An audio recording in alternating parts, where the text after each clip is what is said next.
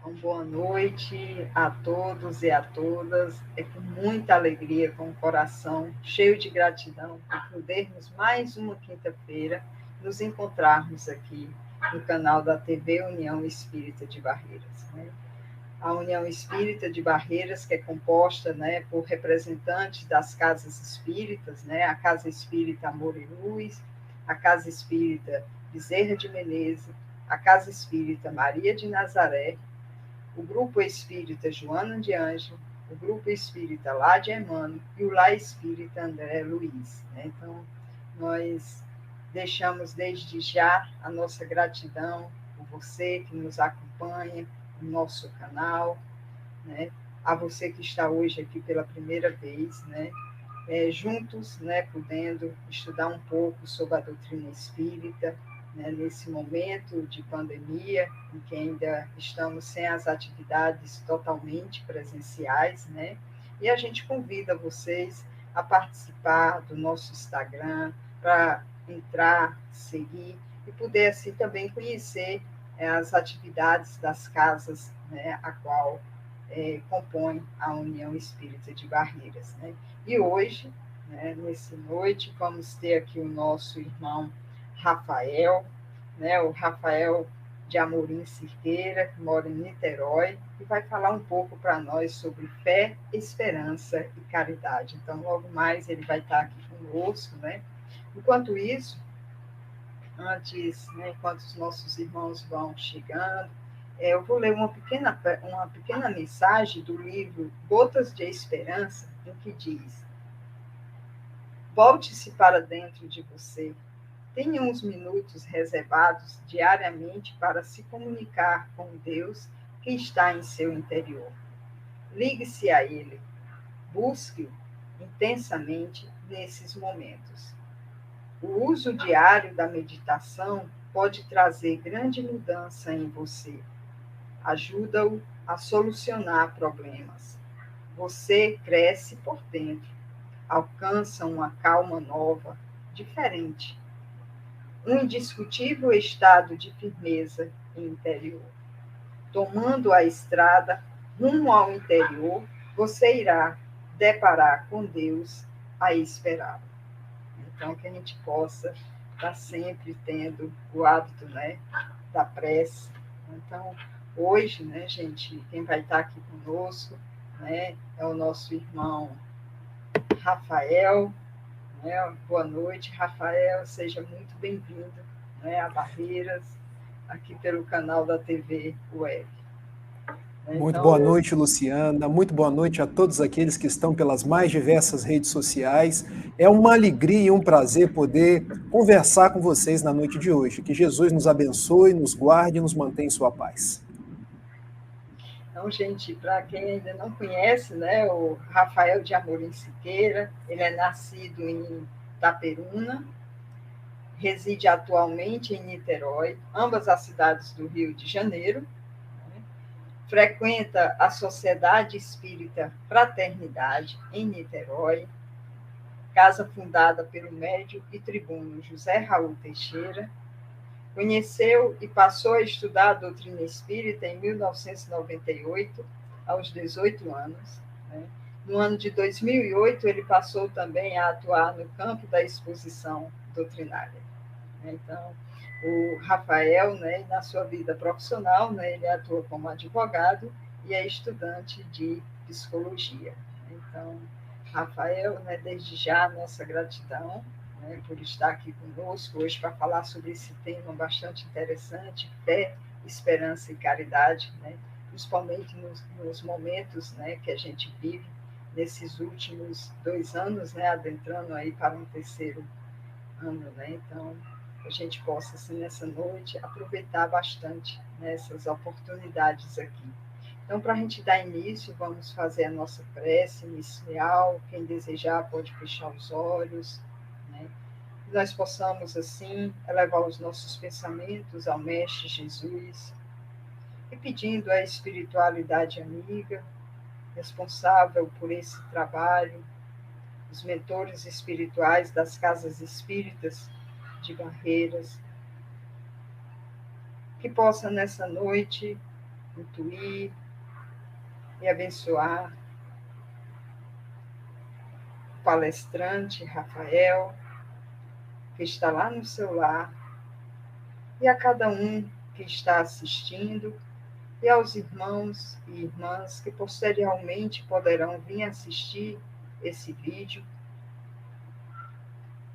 que possamos assim se sentir aproximados de coração, de mente e pensamento um do outro, nas vibrações de esperança, de amor, e que possamos assim internalizar os ensinamentos do Cristo nessa noite como fonte de combustível para o nosso dia a dia no projeto de vida que nos encontramos. Que a bondade infinita do Cristo esteja conosco hoje e sempre. Que assim seja.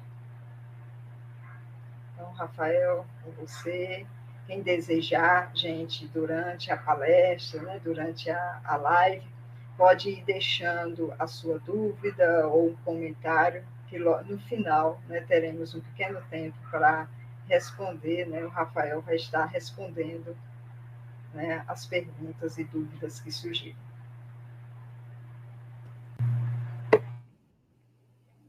Meus caros amigos, minhas queridas amigas, que prazer estar com vocês na noite de hoje.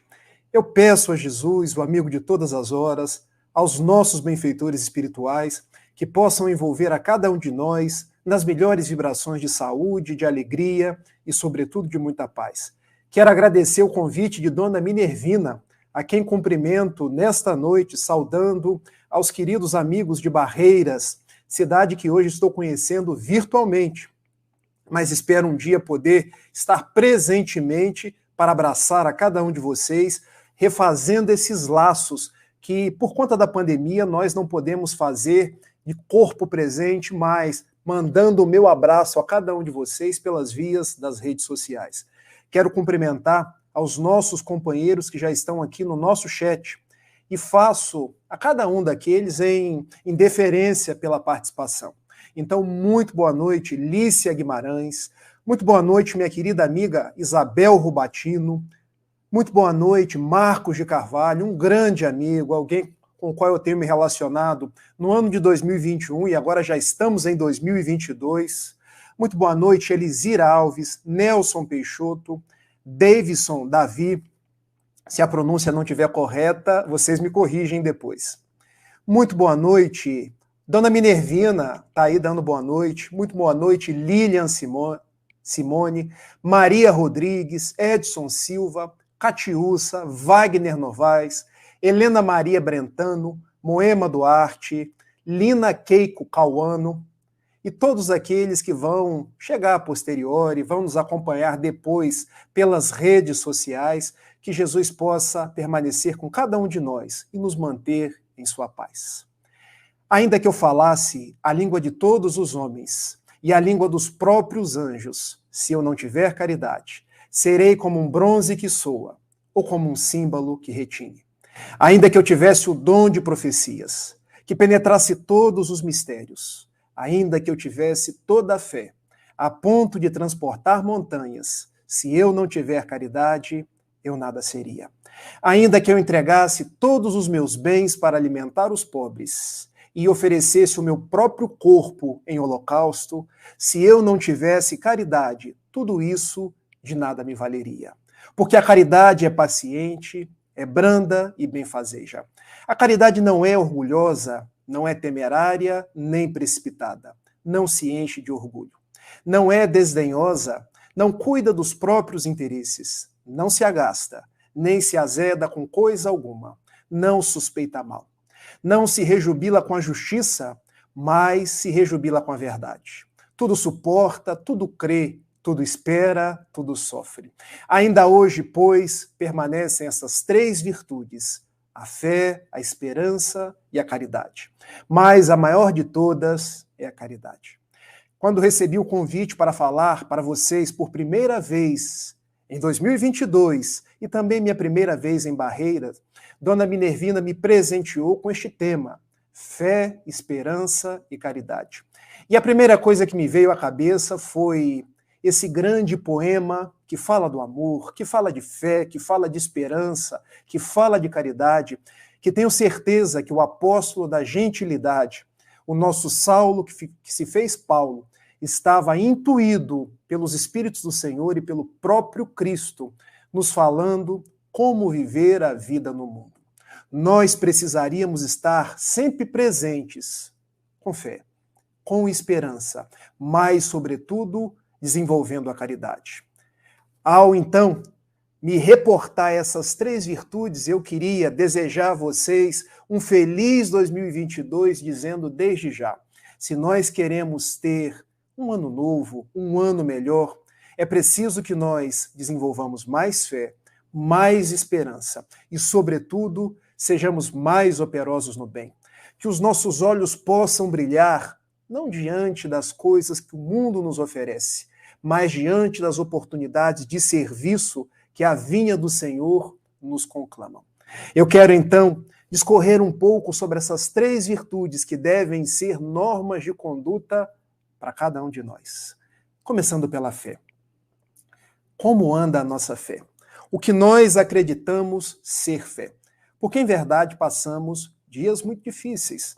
Quando ligamos o noticiário da televisão, ouvimos falar de pandemia, que já nos acompanha aí há quase 2 anos, que colocou as pessoas dentro de casa, nos chamou a uma quarentena para refletir sobre os nossos passos.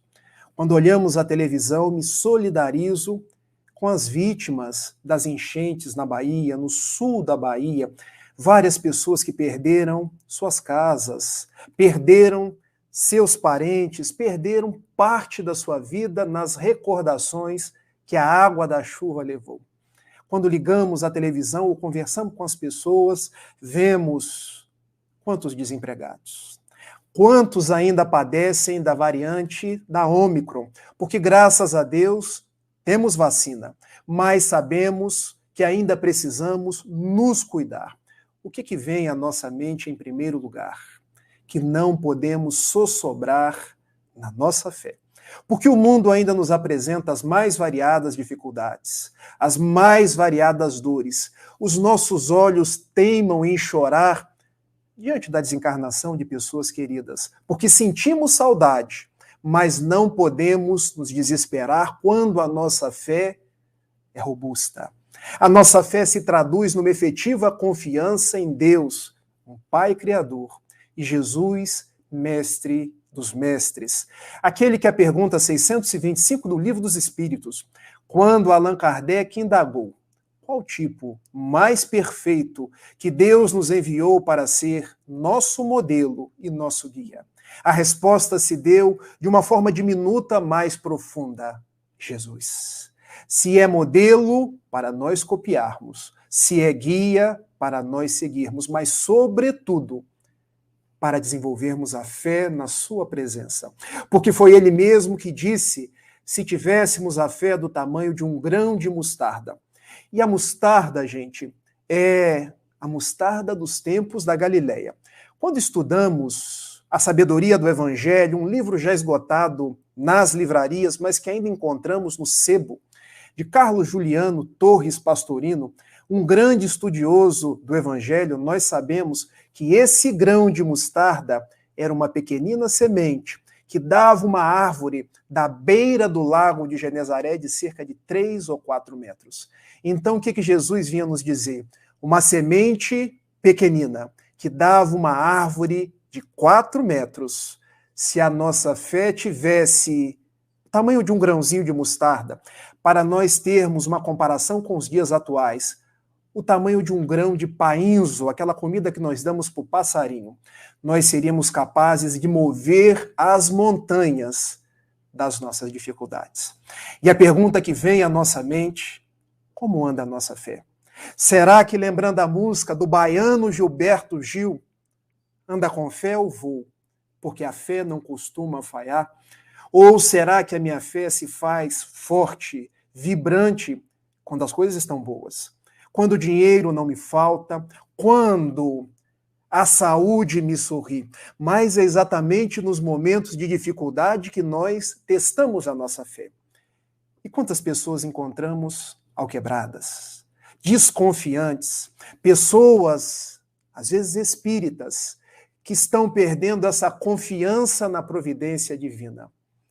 Então, a primeira proposta de Paulo ao desenvolver esta epístola constante de Coríntios, primeira carta, lá no seu capítulo 13, precisamos ter fé. E essa fé não é simplesmente acreditar. Essa fé é ter confiança naquele que nos criou. É guardar confiança, certeza naquele que é o nosso mestre. Porque observem, quando buscamos a etimologia da palavra fé, nós podemos ir no hebraico, emuná, que passa para o grego pistes, que chega no latim fides. E fides não gera o verbo no português acreditar, mas gera o verbo confiar. Porque ter fé é uma coisa mais profunda do que acreditar. Me permitam falar de vez em quando num tom de brincadeira, mas é para que fique uma palestra mais leve. Aqui no Rio de Janeiro, todo torcedor do Flamengo acredita todos os anos que o Flamengo vai ser campeão. Mas nem sempre o Flamengo é campeão. Às vezes ganha, às vezes perde, às vezes, porque acreditar é um juízo mais superficial. Agora, ter fé é confiar, fiar junto, ter certeza naquele que é o Senhor dos mundos, Deus nosso Pai. Não por outra razão, quando perguntaram ao benfeitor Emmanuel, através de Chico Xavier, o seu médium, na questão 354 do livro O Consolador, o que é ter fé? E Emmanuel respondeu, guardar a certeza na providência de Deus nas nossas vidas. O que isso quer dizer? Tudo que me ocorre, ocorre para o meu bem. Tudo que vem para mim, doença, dificuldade, maremotos, problemas no mundo, é para que eu possa crescer, me educar, ressignificar os meus passos, tornar-me uma pessoa melhor. Para tanto, ter fé é confiar em Deus. Confiar que Ele sabe de cada fio da minha cabeça. E observem, eu já tenho poucos, já tive muito cabelo, mas hoje eles estão raliando. É confiar que Deus sabe de cada folha que está na árvore. E não cai nenhuma folha, como diria minha mãe, sem que fosse da vontade de Deus. Então me permitam fazer uma comparação que vocês vão compreender o que é ter fé. Se eu fosse fazer essa palestra presencialmente, como seria do meu gosto, aí em Barreiras, eu teria que pegar um aeroporto, aqui no Santos Dumont, aeroporto Santos Dumont, descer em Salvador, para depois ir até Barreiras. Eu não sei se tem um aeroporto mais perto, me perdoem a minha ignorância. Mas, quando eu subo lá no avião, eu por acaso vou até o piloto do avião e pergunto assim, você fez sua refeição antes de conduzir esse avião? Você tem o seu brevet? Você está em dia com seus exames psicotécnicos? Ninguém faz essa pergunta. Por quê? Porque a gente confia no piloto do avião. A gente encosta na cadeira e, no meu caso, já que não dá lanche no avião mais, eu vou dormindo do Rio até Salvador. E o curioso, nós confiamos no piloto do avião, mas não estamos confiando no mesmo jeito no piloto das nossas vidas. Então, ter fé é confiar em Deus, é nos entregar a esse Pai amoroso, não por outra razão. Joana de Ângeles escreve um livro formidável, pelo seu médium Divaldo Pereira Franco, dizendo, entrega-te a Deus. Esses são dias de nós nos entregarmos a Deus, confiarmos nas coisas que vêm até nós, porque sabemos que o mundo está em transição. Caminha dos dias das provas e das expiações para um mundo em regeneração. Não um mundo já regenerado, mas um mundo em regeneração. E, para tanto, várias intercorrências fisiológicas, intercorrências externas, para testar a nossa fidelidade a Jesus. Seremos testados na nossa confiança em Deus. E precisamos avançar. Então, que nós possamos, nesses dias, manter a alegria do bom cristão, manter a confiança de saber que Deus é o Senhor de todas as coisas. Nada acontece sem que seja da sua vontade. Como eu falei em avião, eu adoro escutar Divaldo Pereira Franco, eu adoro escutar Raul Teixeira, que é o meu mestre aqui da Sociedade Espírita Fraternidade. Adoro escutar Haroldo Dutra Dias, um amigo lá das Minas Gerais, e um dia ele contou uma historieta que eu agora quero compartilhar com vocês. Uma menina estava num avião, e o avião trepidava, estava um voo bastante complicado, e todo mundo, por conta das turbulências do avião, começou a gritar. E uns oravam, outros berravam, outros se atiravam ao chão. E uma mulher, olhando para aquela menina, foi até ela. Olha, o avião vai cair, nós vamos morrer. Você vai ficar aí sentadinha, sem gritar, sem fazer nada? O piloto do avião é meu pai. Eu não tenho por que ter medo. Guardemos agora a metáfora para a nossa vida. O piloto desse avião chamado planeta Terra é nosso Pai, é Deus. O mestre das nossas vidas é Jesus. Tenhamos certeza daquele que acalmou a tempestade. Tenhamos certeza daquele que esteve com as pessoas as mais necessitadas possível. Eram endemoniados, eram pessoas surdas, pessoas mudas, pessoas que se atiravam ao seu pé, como um pai, cujo filho ora atirava-se no fogo, ora atirava-se na água, e que os apóstolos, 9 deles, tentaram durante a noite inteira afastar o espírito que o obsidiava. E o pai vai até Jesus durante toda a noite. Os seus discípulos não conseguiram. E Jesus chega, aproxima-se daquele menino e o espírito que o obsidiava sai. E os apóstolos, como tu fizestes isso?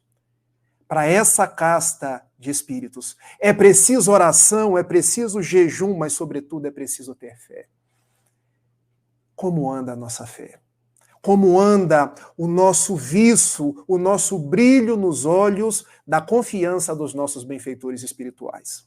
Porque vejo muitos religiosos que dizem: acho que a nossa terra está a matroca. Será? Não está, não. Vocês acham que num universo de 2 trilhões de galáxias, 100 a 400 bilhões de estrelas, Deus teria perdido o controle de um planetinha pequenininho chamado Terra? Não. Nós é que estamos perdendo a nossa fé. Então o convite é para que nós robustecemos a nossa fé e sigamos em frente, sigamos em paz, porque da fé nós chegamos à esperança. E o que é esperança? Esperança é um substantivo que lembra um verbo, esperar.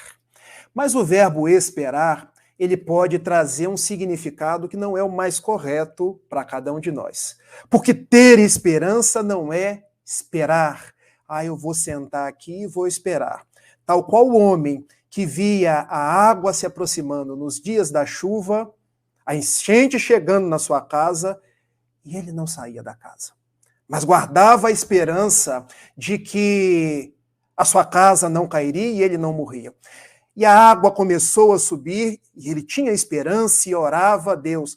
Quando veio um barco da Defesa Civil, vamos sair daí porque a sua casa pode cair e o senhor pode morrer. Eu tenho esperança. E a água continuava subindo e ele escutando o seu rádio, dizendo: saiam todos das suas casas. Vamos para um lugar seguro. Eu tenho esperança. A esperança daquele homem era a esperança de esperar. A casa caiu. Ele desencarnou. Quando chegou no plano espiritual, o benfeitor foi até ele: meu filho, por que você não saiu da sua casa? Por que você não escutou aquele mensageiro de Deus que foi até você num barco da Defesa Civil? Aquele homem que falou da voz de Deus pelas vias do rádio, pedindo para você sair. Porque eu tinha esperança. Meu filho, esperança não é esperança do verbo esperar. A nossa esperança deve ser um neologismo do verbo esperançar. Porque deve ser uma esperança ativa. A esperança de quem confia em Deus, tem fé, mas age. Porque nós estamos no mundo para agir, para tomar providências. E eu escuto sempre a minha esposa e a minha mãe dizendo assim: meu filho ou meu marido, nós precisamos tomar atitudes, porque Deus confia nas nossas providências. A messe não está aí para aqueles que estão no ócio, mas para aqueles que estão dispostos ao trabalho. Então, ter esperança, conforme diz o brocardo popular, é ter sim aquele colorido de que as coisas vão melhorar, porque a esperança não morre nunca. Mas eu não posso sentar no sofá da minha casa e ficar tão simplesmente orando. Orar é a primeira parte. Mas se vocês observarem, oração é composto por duas palavras: de oração e ação, porque eu preciso agir, trabalhar, me movimentar para que as coisas possam acontecer. Então, esses são dias de nós olharmos as dificuldades, olharmos todas as intempéries do mundo e guardar, sim, os bons olhos que nos recomendou Jesus, os bons ouvidos que também nos recomendou Jesus, mas não parar de trabalhar, não parar de fazer a nossa parte, não parar de engrandecer o mundo com as nossas atitudes, que por menores que sejam, são o nosso contributo para que o mundo possa melhorar. É preciso ter esperança, mas, sobretudo, é preciso agir. Eu me recordo de uma história, já que estou aí me formando em psicologia, de um grande psiquiatra e também psicólogo chamado Viktor Frankl, que Divaldo Pereira Franco gosta muito de abordar nas suas exposições, porque ele era judeu na época da Segunda Grande Guerra Mundial. Ele foi capturado, levado a vários campos de concentração. O último deles, o campo de concentração de Auschwitz, na Polônia, que eu tive o prazer de visitar, não o prazer de ver as coisas, relembrar as coisas que ali aconteceram, mas a possibilidade de ver o que nós, homens, somos capazes de fazer, mas também de perceber que nós, homens, somos capazes de agir para mudar aquele estado de coisas, contribuir para que o mundo se modifique. E Viktor Frankl, nos campos de concentração, ele perdeu os dois pais, perdeu a esposa que estava grávida, mas não perdeu a esperança. E muitos poderiam perguntar assim: como alguém num campo de concentração não perde a esperança? Porque ele agiu todos os dias e, de fato, sonhou com um mundo melhor, porque ele era médico, ele não parava. Ele ajudava as pessoas, ele se envolvia com aquelas pessoas que não comiam, aquelas pessoas que não dormiam, e ele imaginava: um dia eu vou sair daqui, um dia eu ainda vou ser útil à minha sociedade, um dia esse dia vai chegar. Era a esperança de quem espera e de quem age. E ele cunhou algumas frases que eu quero repartir com vocês na noite de hoje. Uma delas, que está num livro notável chamado Em Busca de Sentido. Tudo pode ser tirado de um homem, menos a capacidade de escolher, de traçar que caminho seguir e que rumos tomar. Porque aqui no campo de concentração, eu posso escolher a dor, a dificuldade, posso me suicidar, mas posso igualmente ter a esperança de que as coisas vão melhorar. Posso agir para que eu não me entregue. E ele não se entregou. A Segunda Grande Guerra Mundial acabou. Os americanos, quando conseguiram tomar a Alemanha, libertaram Viktor Frankl. E nada obstante saísse dali muito magro, muito debilitado, ele continuou os seus estudos, mudou-se posteriormente para os Estados Unidos e fundou uma nova linha da psicologia chamada logoterapia, que se propõe a ajudar as pessoas, dando a ela um sentido para a vida. Então, ter esperança, meus amigos, é ter um sentido nas nossas vidas. Nós não podemos perder esse sentido, esse propósito, essa razão de viver, porque daí a gente perde a esperança. E há uma outra frase de Viktor Frankl que ele nos propõe: é preciso substituir o porquê pelo para quê. E eu quero meditar com vocês agora sobre essas duas expressões. Quando a gente indaga por quê, a gente está sempre às turras com os acontecimentos. Está sempre brigando com as coisas. Observem. Por que Deus a pandemia? Eu estou brigando com Deus. Por que Deus a desencarnação do meu filho? Eu estou brigando com a vida, estou brigando com o Criador. Por que eu estou desempregado? Eu continuo revoltado. Agora, quando a gente substitui para quê, eu estou buscando um sentido. Para que a pandemia?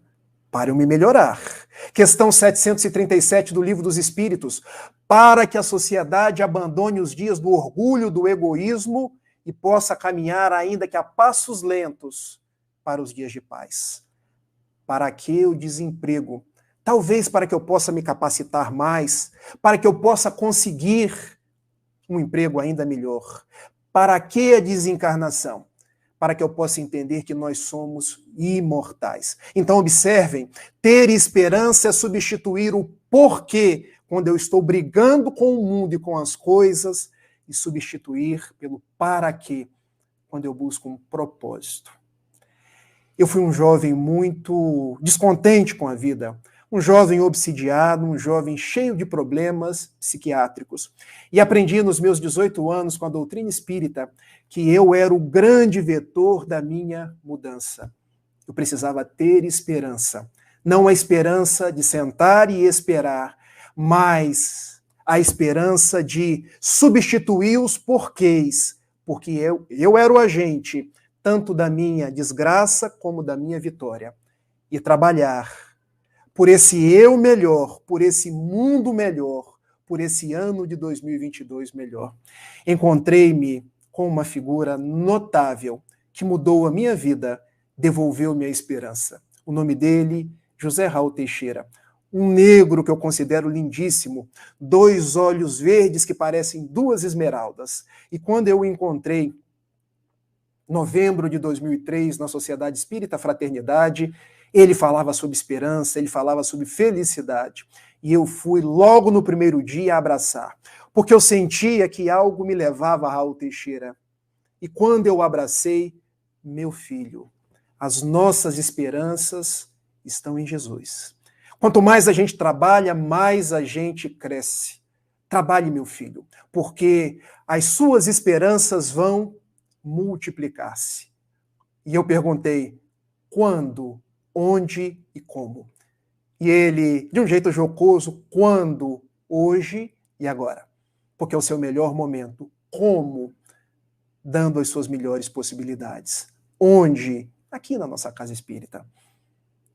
No lugar onde você estiver plantado. E eu, indo naquele tom de brincadeira dele, Raul, são 10 horas da noite, o que eu posso fazer? A livraria ainda está aberta. Aproxime-se. Comece a interessar-se pelos livros. Vendo os livros, converse com as pessoas. Muitas delas chegam à nossa casa espírita e conversam com as pessoas que estão na livraria. E você vai perceber que muitas têm dores maiores do que as suas. Muitas chegam trazendo suas depressões e você pode ser alguém que auxilia com o seu sorriso, com a sua presença. Que hoje a esperança que você pensa que não tem, você já a tem, porque a encontra em Jesus. E a sua participação, o seu trabalho no bem, pode recuperar a esperança de outras pessoas. Fé e esperança até chegarmos na caridade. Porque o apóstolo Paulo nos diz que, dentre essas 3 virtudes, a fé, a esperança e a caridade, a maior de todas é a caridade. Quis o apóstolo Paulo dizer que caridade é só o que importa, não é preciso ter fé e ter esperança? Não foi isso. Nós, muitas vezes, temos dificuldade na hermenêutica. O que o apóstolo Paulo quis dizer é que a caridade coroa a nossa fé. Porque a fé sem obras, ela é morta. E não sou eu que estou dizendo isso. É o apóstolo Tiago, na sua carta, capítulo 2, versículo 17. Ou versículo 26. Porque Tiago quis reforçar. E disse que a fé sem obras é morta em 2 versículos. E igualmente diz o apóstolo Paulo que a caridade coroa a nossa esperança. Porque quando estamos no trabalho do bem, revigoram as nossas forças, multiplica-se as nossas possibilidades, o sorriso se nos devolve e a própria saúde. Não por outra razão, o lema da nossa doutrina, capítulo 15 do Evangelho segundo o Espiritismo, fora da caridade não há salvação. Observem, não é fora do Espiritismo, não é fora da casa espírita, não é fora disso ou daquilo, mas é fora do propósito de amar. Nós estamos no mundo por um compromisso de amor. Que o ano de 2022, então, seja o ano onde nós nos compromissemos com amar cada vez mais. Ah, Rafael, mas no mundo as pessoas odeiam tanto, odeiam por política, odeiam por orientação sexual, odeiam por religião, odeiam por tudo. Sejamos nós aqueles que amamos, porque os cristãos serão conhecidos por muitos se amarem. Isso está no Evangelho de João, capítulo 13, versículo 35. E um versículo antes, João 13, 34. Jesus nos diz: eis que vos trago um novo mandamento, o 11º, porque Moisés trouxe 10. Não matar, não furtar, não pecar contra a castidade. Jesus acrescentou: eu trago um novo. Amai-vos uns aos outros, como eu vos amei. O segredo, então, do ano novo, da vida nova, do espírito renovado, que lança o olhar para o futuro, para o mundo de regeneração, é amar sem perguntar até quando. Amar sem barganhar dentro das nossas possibilidades.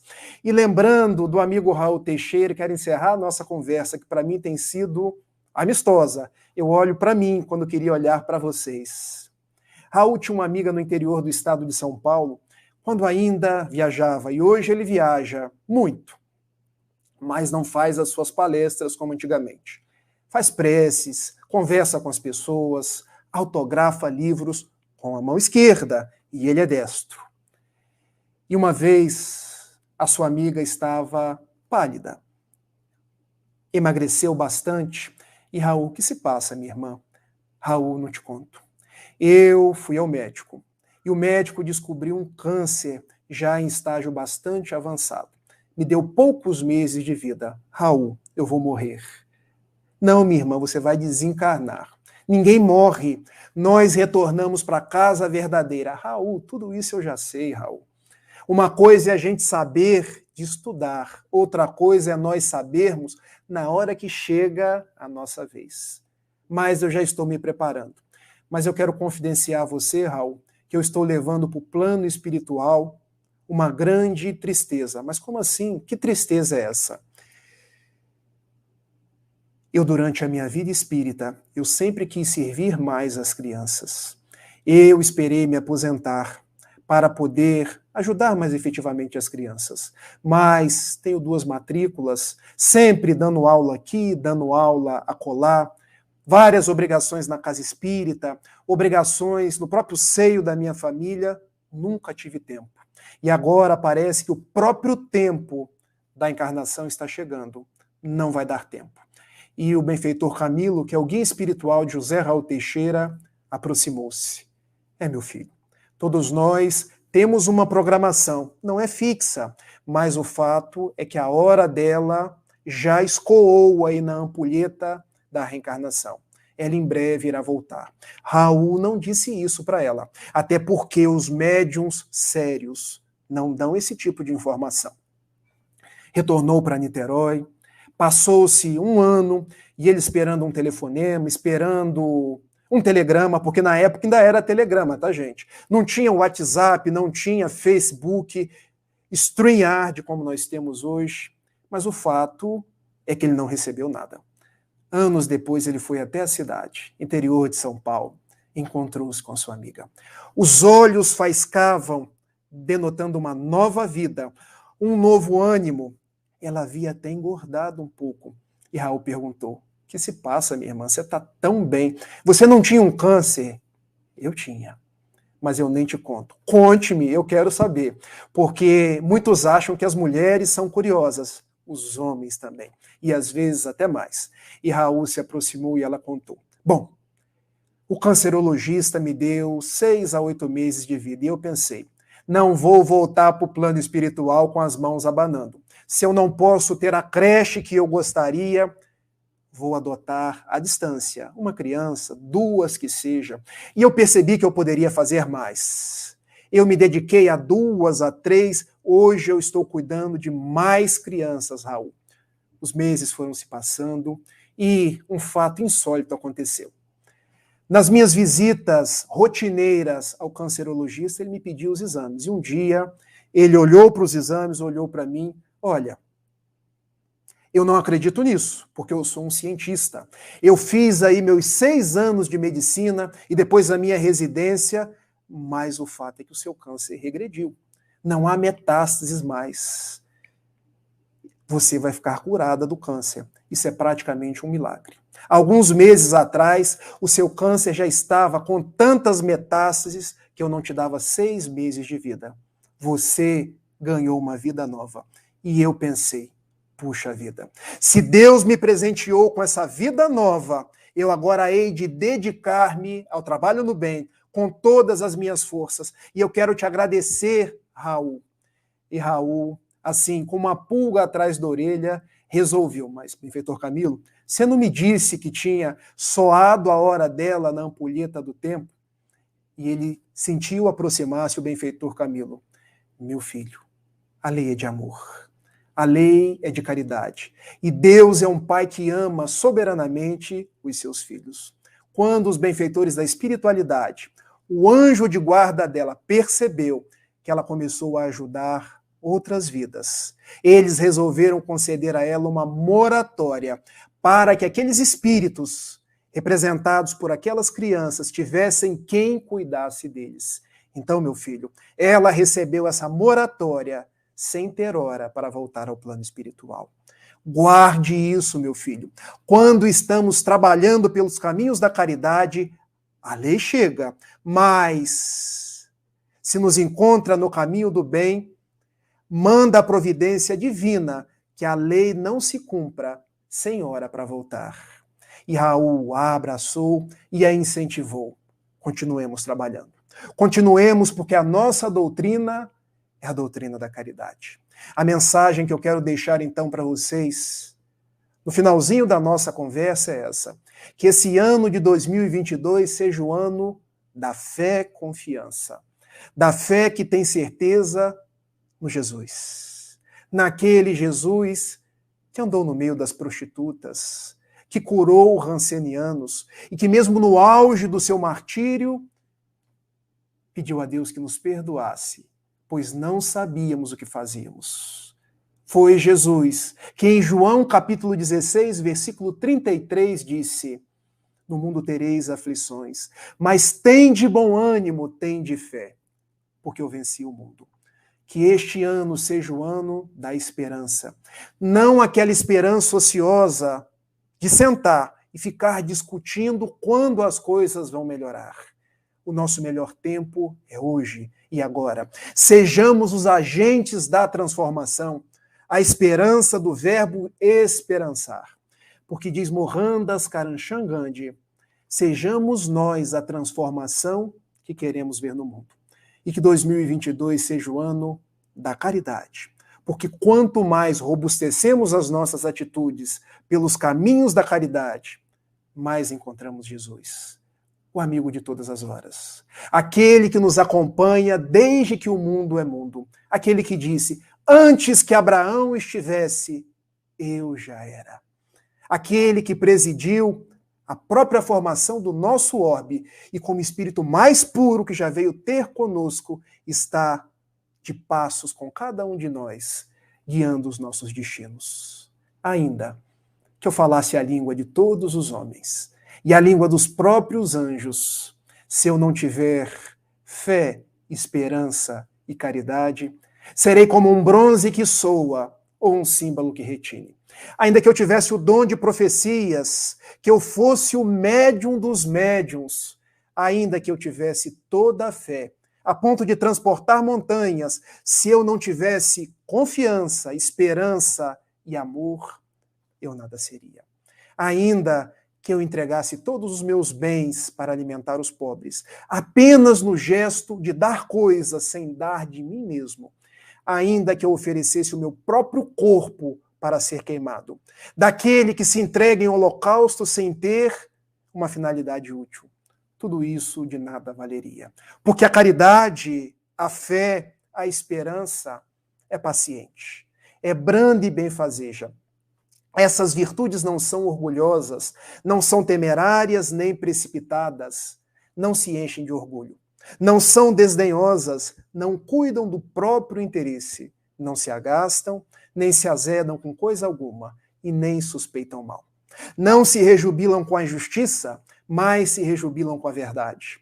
Tudo suporta, tudo crê, tudo espera, tudo sofre. Ainda hoje permanecem para cada um de nós a fé, certeza em Deus, a esperança que Jesus nos traz e a caridade que o Evangelho, segundo o Espiritismo, nos coloca como proposta de seguir Jesus. Mas a maior de todas é quando, guardando fé e esperança, nós não nos perdemos dos caminhos do amor.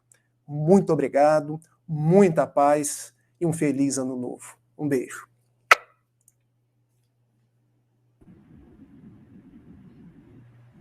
Que linda mensagem que você nos trouxe, né, com essa temática tão abrangente. E eu nem vou estender porque o chat tem bastante perguntas, né, comentários também. E aí eu vou pedir a Catiúcia, nosso bastidor, para ir colocando as perguntas. Então, boa noite, Helena. A Helena nos pergunta: as pessoas que têm fé vivem muito melhor. Como ajudar alguém que não tem fé a confiar em Deus? Bom, deixa eu abrir aqui, né? Muito boa noite, minha querida Helena Maria Brentano. Eu peço a Jesus abençoe a você, seus familiares, e nós sigamos em paz. As pessoas que têm fé vivem muito melhor, é verdade. Quando nós acompanhamos os próprios experimentos da ciência, nós chegamos à conclusão que as pessoas que têm fé têm mais saúde, elas se recuperam melhor de dramas familiares, de dramas de desencarnação. Eu me lembro, inclusive, de um episódio do Globo Repórter que teve a ocasião de medir as ondas cerebrais de pessoas com fé, com religiosidade, e outras que não tinham. Então, ter fé nos traz todo um manancial de positividade para a nossa vida. Agora, como ajudar as pessoas que não têm fé a confiar em Deus? Fé é uma conquista e, sobretudo, é um processo. Nos diz o benfeitor Emmanuel, salvo engano, na lição 40 do livro Vinha de Luz, que ter fé é um processo. Cada um consegue desenvolver o seu processo de acordo com as suas conquistas. A fé que o Rafael hoje consegue desenvolver é uma fé diferente do Marcos de Carvalho. É uma fé diferente do Jorge, porque cada um já elegeu e conquistou uma forma de relacionar-se com o Criador, com Jesus, de acordo com as suas possibilidades. Então, como nós podemos ajudar? Orando por aquelas pessoas, sendo exemplo para aquelas pessoas, trazendo aquelas pessoas para a convivência dentro de propostas que edificam. Se aquela pessoa está dentro do nosso círculo familiar, talvez seja a hora de trazer para um culto do Evangelho no lar. Se aquela pessoa já se encontra apta à proposta espírita, levá-la numa casa espírita, para que ela possa compreender a imortalidade, compreender os mecanismos da lei de causa e efeito, agora, respeitando o tempo de cada um. Eu gosto sempre de contar da minha experiência, porque na minha casa somos eu, meu pai, minha mãe e minha irmã. Apenas eu sou espírita. O meu pai não é espírita, minha mãe e minha irmã são católicas. Quando me tornei espírita aos 18 anos, foi um período muito difícil, porque minha mãe, católica, uma pessoa boníssima, devota da Virgem Maria, e eu, com 18 anos, quase entrei para o seminário, gente. Só para vocês terem uma ideia de como era a minha ligação com a religião. E a minha mãe não compreendia como o filho dela, que quase entrou para o seminário, estava agora envolvido com o espiritismo. E ela, meu filho, larga isso é coisa do demônio. Meu filho, eu vou queimar todos os seus livros. E quando eu falava de espíritos, ela falava que era tudo o diabo. E como que eu trabalhei isso? Não bater de frente, porque são pessoas amorosas. Respeitar o tempo de cada um. Ir mostrando que as coisas não são como elas acham que são. E continuar amando. O tempo foi passando. E hoje a minha mãe me respeita como espírita, eu a respeito como católica, e nós construímos uma grande amizade. Dentro das linhas do respeito, da amorosidade e da convivência como filho e como mãe. Imaginem com meu pai, porque o meu pai nem católico é, ele não tem religião. Como eu poderia traduzir essa fé para o meu pai? Na vivência, na aproximação, no contributo com as dificuldades dele. Porque quando a gente ajuda uma pessoa, ela se dá conta de que a nossa fé nos faz pessoas melhores, a ponto de ser útil nos dias da dificuldade dela. Então, aquela pedra que aparentemente não acredita em nada, vai sendo limada pelos exemplos, pelas orações, até que um dia, respeitando o tempo de cada espírito, ela igualmente vai abrir as suas comportas para a presença de Deus e de Jesus. E mais uma pergunta, que é da Lilian, né? Lilian, boa noite. Como motivar pessoas que reclamam dos afazeres profissionais, esbravejam contra as dificuldades da vida e não enxergam o sofrimento como oportunidade para o próprio aprendizado? Muito obrigado, Lilian, pela sua pergunta, pela sua participação. Eu igualmente peço a Jesus que abençoe você, seus familiares, e que nós sigamos aí pelos caminhos do trabalho espírita. A motivação, eu como estudante aí de psicologia, é algo muito pessoal. Eu posso me motivar e não conseguir motivar aquela pessoa que está dentro de mim, que está próximo de mim ou está dentro do meu lar. O que eu tenho observado? Quando eu me motivo, eu consigo motivar outras pessoas. José Raul Teixeira me ensinou que eu só consigo transmitir emoção quando eu me emociono. Eu só consigo passar brilho nos olhos quando os meus olhos estão brilhando. Então, como transmitir emotividade? Através dos exemplos.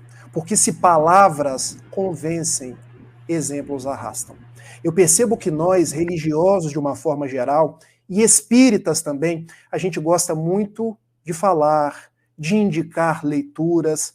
O que está precisando mais é das pessoas verem a gente agindo de uma forma diferente. Porque quando eu chego no meu trabalho, sorrindo, sem reclamar, no meu caso aqui, eu moro em Niterói e trabalho no Rio de Janeiro, sem reclamar da barca sempre lotada, sem reclamar de 1h15 a 1h30 que eu fico no transporte, as pessoas, esse cara é diferente.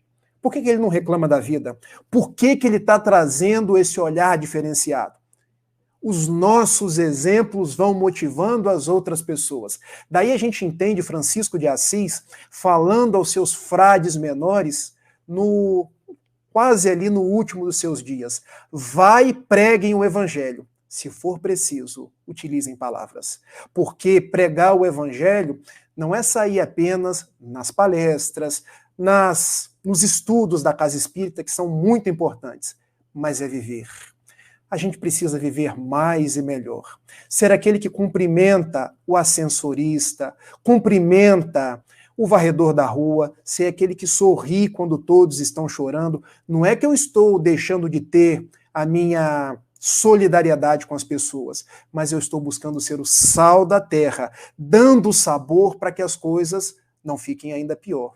Tem um desenho, eu gosto de estender as respostas. Se vocês não me cortarem, eu fico até amanhã. O desenho do Zé Colmé e do Catatal. Marcos de Carvalho sabe que eu sempre falo nesse desenho. Nesse desenho tinha um leão chamado Lip e uma hiena chamado Hard. Se eu for aquela hiena chamado Hard, eu não vou motivar ninguém, porque Hard cruzava os braços, abaixava a cabeça e ficava: ó vida, ó céu, ó azar. Agora, se eu for o leão, Lip, da positividade, que dia bonito, Jesus está comigo, os benfeitores espirituais estão ao seu lado, sem pieguismo também, tá, gente? Dentro daquilo que é o dia a dia das nossas atividades, a gente consegue motivar. Como o Divaldo Franco nos motiva, como José Raul Teixeira, mesmo nos dias do seu AVC, nos motiva. Porque a motivação interna dele é o exemplo para que eu me faça motivado.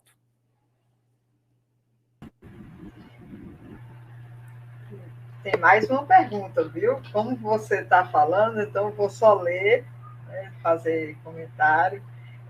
André, boa noite. André, o André nos pergunta: a esperança pode ser comparada com a visualização de um caminho a seguir, como uma luz no fim do túnel? Perfeito, André. Muito obrigado pela sua pergunta. Quando a gente deixa de ver o caminho, lembrem-se que eu falei do propósito, do sentido da vida. Quando eu deixo de ver o caminho, eu perco a esperança. Agora, quando eu vejo o caminho, e o caminho chama-se Jesus, eu não perco a esperança. E há uma oração que eu aprendi ainda nos dias que eu era católico, que mamãe contava para mim, de duas pessoas que andavam na areia da praia, chama Pegadas na Areia. E a pessoa sempre olhando o par de pés dela e o par de pés de Jesus. Num determinado momento ela perde a esperança. Por quê? Porque ela só vê um par de pés. E ela percebe de quem é esse par de pés. E ela, Jesus, nos meus momentos mais difíceis, nas minhas maiores dores, eu não te vejo ao meu lado. E Jesus responde: meu filho, é porque nesses momentos, os pés que você está vendo são os meus. Eu estou te carregando no colo. Então, ter esperança é ver o caminho. E qual o caminho que nós estamos vendo hoje? Há pessoas que olham para o coronavírus e pensam: bom, tudo acabou. Há outras que olham: não, tudo está se modificando. Há pessoas que olham para a doença: puxa vida, agora vou ficar de cama. Outras que olham para a mesma doença: agora eu tenho tempo para repensar a minha vida. É o freio de arrumação para que eu possa melhorar minha convivência com as pessoas. Por isso, Jesus nos disse no Sermão da Montanha: se os nossos olhos forem bons, todo o nosso corpo terá luz. E essa proposta de visão é ver sempre o lado bom das coisas, das pessoas, e enxergar essa estrada que está na nossa frente. Por isso, tem um livro da benfeitora Amélia Rodrigues chamado Há Flores no Caminho. Porque quem está com Jesus a sempre vê, não só o caminho, meu amigo, mas vê flores no caminho. Johnson Lima nos deixa, né, a seguinte reflexão, uma mensagem, né? Boa noite, primitivos fomos nos degraus da ascendência espiritual. Atualmente temos ainda resquício a melhorar nos campos da fé, da confiança e principalmente da entrega benévola, caritativa, divina. É verdade, Johnson Lima. Muito obrigado pela participação, que os amigos espirituais possam abençoar você e os seus familiares. O que deve nos confortar não é o estágio que nós nos encontramos. O que deve nos fazer felizes é que nós estamos caminhando. Porque a nossa caminhada é um processo. Há um provérbio oriental que diz: toda caminhada de 1000 passos começa pelo primeiro. Então não importa em que degrau nós estejamos, o importante é que nós estamos caminhando. Se cair, a providência de Deus nos levanta, porque Deus nos ama, mas, sobretudo, seguindo em frente.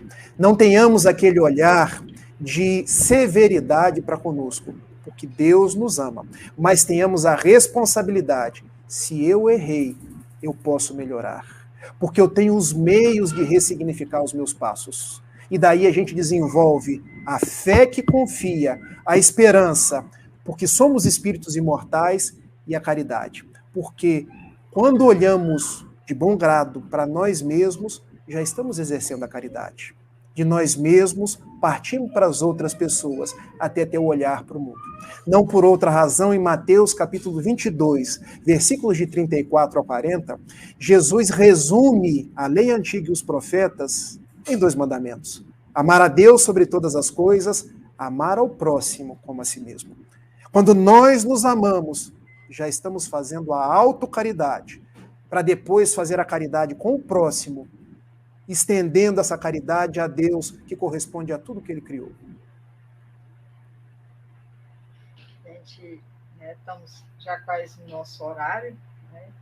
E a gente só tem a agradecer, né, aos participantes, né, bastante comentários, né, de saudações a você, Rafael, né, pessoas do Rio de Janeiro, de outras cidades do Rio assistindo, né, também da região do oeste da Bahia, de Salvador, Fortaleza, né? Então agradecer, né, a presença de todos, né? E em nome da União Espírita de Barreiras, né, a nossa gratidão, Rafael, por essas belas reflexões que nos deixaste nessa noite, né, na segunda quinta-feira de janeiro, né, de 2022, né, a gente iniciando o ano, que a gente possa vir, né, e pegar essas reflexões e trazer para o nosso dia a dia durante todo o ano, né? Então, nossa gratidão.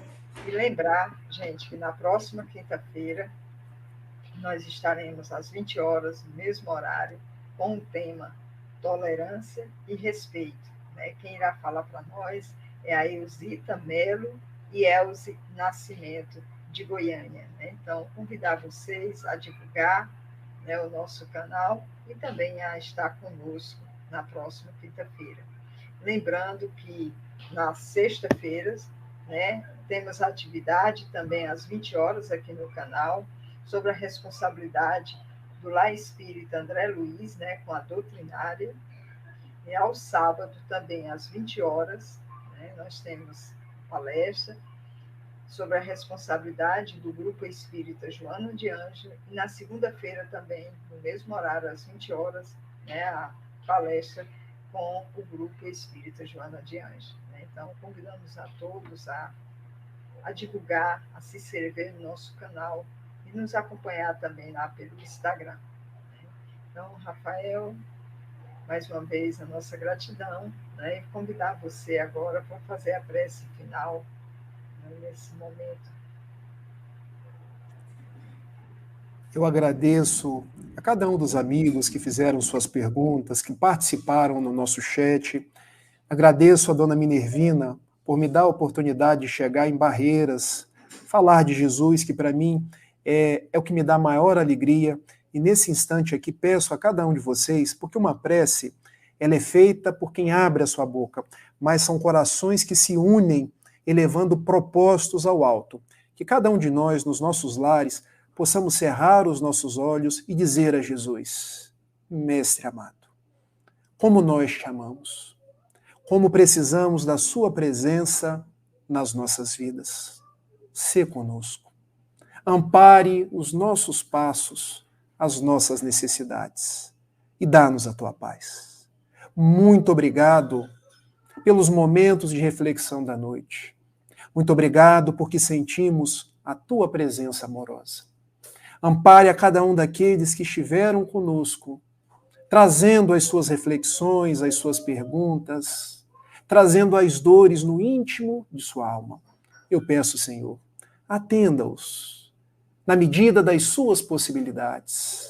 Atenda aos familiares cujos nomes perpassam nas suas cabeças. E fortalece em nós o compromisso de trabalhar no bem, de robustecer a nossa fé, a nossa esperança, a nossa caridade. Fica conosco, Mestre amado, hoje, agora e sempre. Que assim seja.